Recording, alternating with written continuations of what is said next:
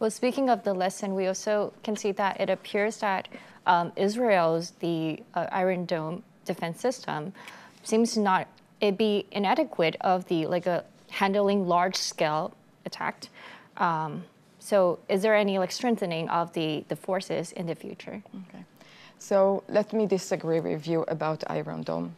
Iron Dome has been proven in the past as a very successful, with a very high percentage of success in its targeting.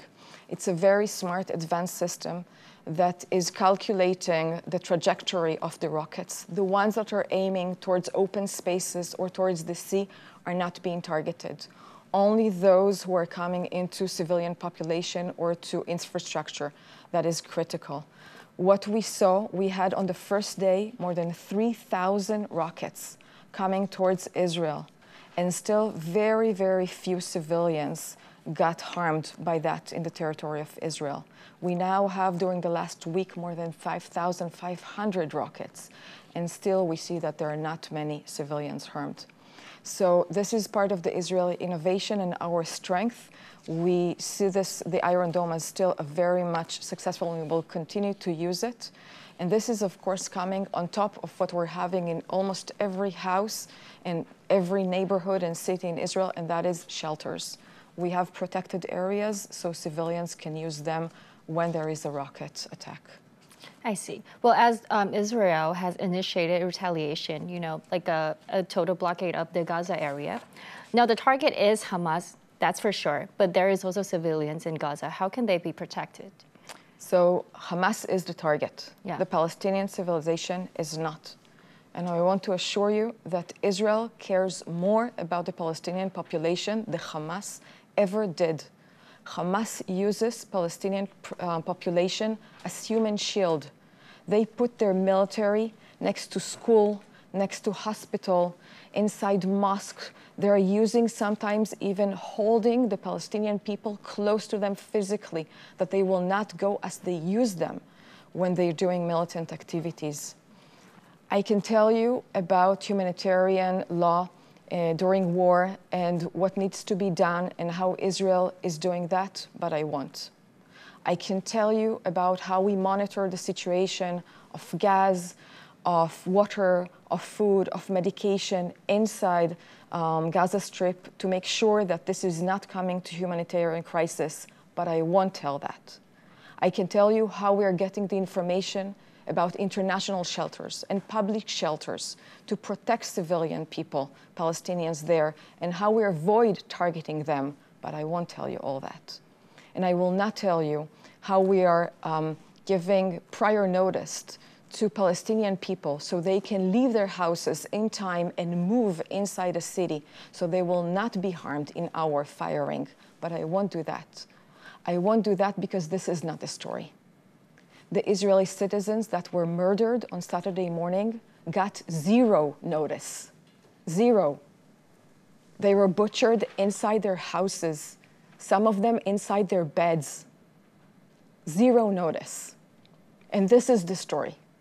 It's a story against terrorism, and Israel is on the forefront of that, but we're not the only one. This should be for all democracies, for all liberal countries, for everybody who cares about human rights. This should be something that they should be outrageous at and stand beside Israel in this fight. Indeed. Now, you mentioned about how this is actually something that we should raise awareness of everyone in this globe. Taiwan shares a similar situation because we also have a neighbor that it's pretty unfriendly toward us. Is there any message that you'd like to convey to the Taiwanese audience? There are many similarities between Israel and Taiwan, and in better days, I would talk a lot about our culture and our economy and a lot of things, but there are also at this point many, many differences. What Israel is fighting is a terror organization that calls for its annihilation. They are calling for our destruction. They do not recognize our right to exist. They are calling for the killing of all Jews around the world.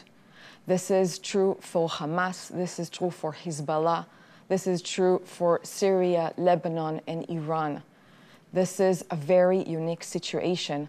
It's not that if Israelis will lay off their guards, we will be saved. On the contrary, we just saw what happened. So there are many differences, but what I can say is that at the end, our strength is our people, the Israeli people. And yes, we are in pain. And yes, we are shocked. But out of this, there is a lot of strength, and we already see that. The strength is within the people. Thousands of hundreds of them are coming back to Israel from all around the world, taking flights in order to come and join this war against terror. We're seeing that in the spirit of volunteerism in Israel all across. People open their houses for families who have been attacked to come and be their guests.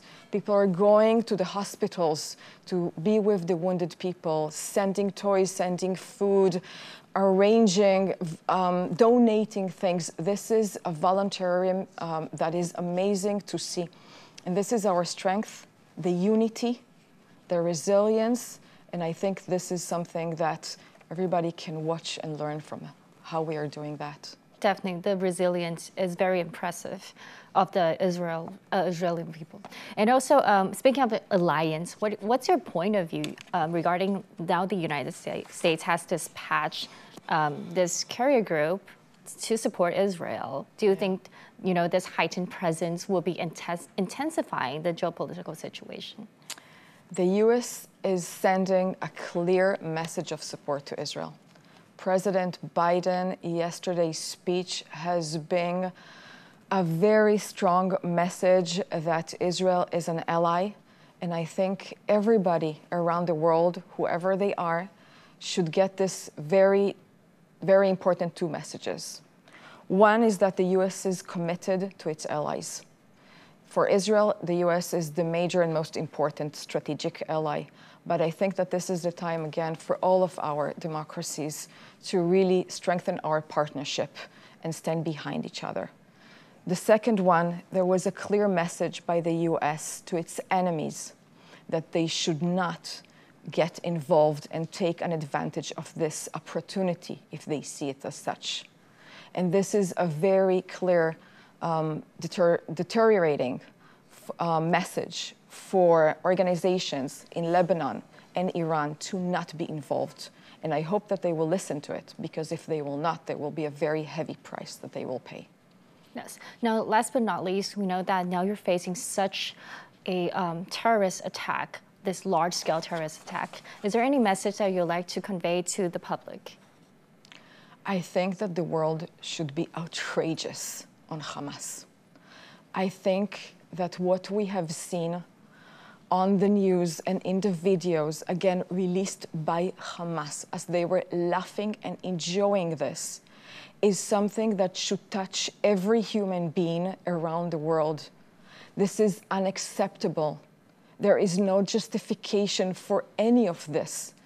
And I think that it's not only Israel that needs support. This can reach anybody at any time. And this is, I think, the first lesson that we're doing. We need to be united on this and have a clear support for Israeli action now, and to be prepared that this will never happen again.